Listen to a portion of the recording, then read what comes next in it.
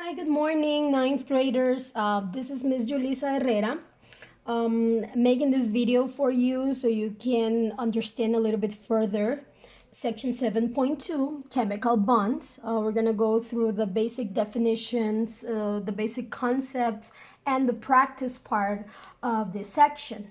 Okay, and just taking the opportunity as well to tell you how much I miss you guys and that we have to pray together so we can see each other real soon. Okay, so to begin the section 7.2, the first things you need to have with you is your science book, your periodic table, and extra blank pages. Okay, so we can begin working with this. In page 140, it gives you an introduction of what chemical bonds are. Okay, I have the definition for you. It says chemical bonds are bonds formed by molecules and compounds composed of two or more atoms linked together by attractive forces. Okay, which are these attractive forces? Okay, this is our big interrogant. What are the names of these attractive forces?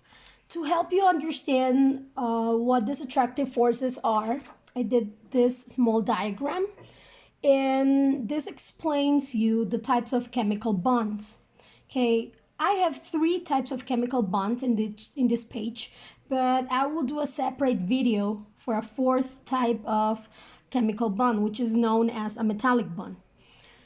The first video that I'm sending you today, it's a covalent bond video, and it's in page 141. All the theory you need to handle is in page 141. Everything you need to know is in this page. The second video I will be sending is about polar and non-polar covalent bonds, and this is in page 143. The third type of chemical bond is the ionic bond. This is in page 145. And the fourth type of bond that we will be discussing in our fourth video is known as a metallic bond. And this type of bond, guys, is in page 146. So the things that you need to have with you is your book, your periodic table. And let's begin with the definition of what a covalent bonding is. The definition for what a covalent bonding is in the second paragraph of page 140. And it tells you a chemical bond resulting from the sharing of valence electrons between atoms. I'm very sure you guys remember what valence electrons are. Just to refresh your mind a little bit, because we saw this topic a couple of classes ago, valence electrons are the electrons located in the last layer of the atomic structure. Okay, and our first example is the example in page 140. And this is the covalent bonding in water. Okay, what are the first things that we need to know? Okay, we need to know that the formula for water is H2O, and it has two atoms of hydrogen and one atom of oxygen. The second step, or the second thing we need to know, are the valence electrons for hydrogen and for oxygen. Why hydrogen and why oxygen? Hydrogen and oxygen, we select them because they make up the composition of water. So I grab my periodic table and I look for hydrogen, which is element number 1. And we identify the valence electron. The valence electron is the number below the atomic mass. Okay, I am very sure you guys remember about this information. Then we look for oxygen. The valence electrons for oxygen is -2.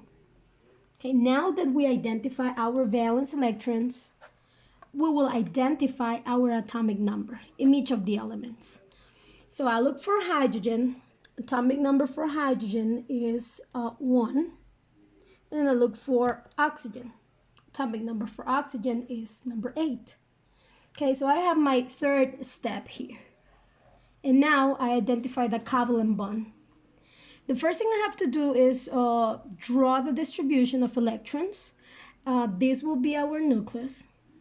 This is the first layer in which we're going to locate the electrons.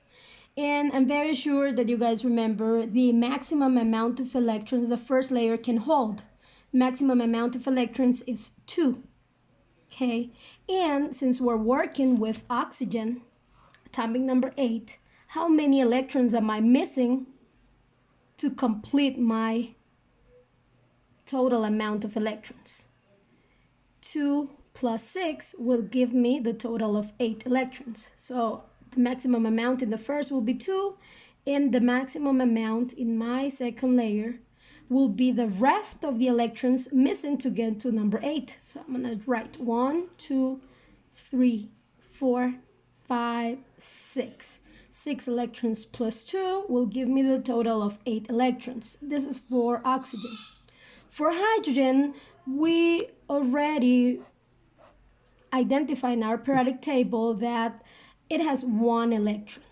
So my first layer can hold a maximum amount of 2, but I only need to locate 1 electron because hydrogen has atomic number of 1.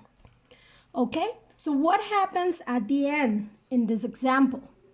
Since covalent bonding is the resulting from sharing valence electrons, this electrons, which is the number 1 electron of hydrogen, will be attracted by one of the electrons in the last layer of oxygen. And in this case, you can observe that the electrons will be shared. 1 electron of hydrogen in the last layer will share the attraction between 1 electron with 1 electron of hydrogen. And you can see the same process here. So the 2 single electrons of hydrogen will be paired with the single electrons in the last layer of oxygen. Okay, how do I know the distribution is correct? Since this is oxygen, the last layer, the first layer closer to the nucleus, I have 2 electrons, and then in the second layer I have 6 electrons, which give me a total of 8 electrons. And this attraction between valence electrons in the atom of oxygen and in the atom of hydrogen is known as a covalent bond.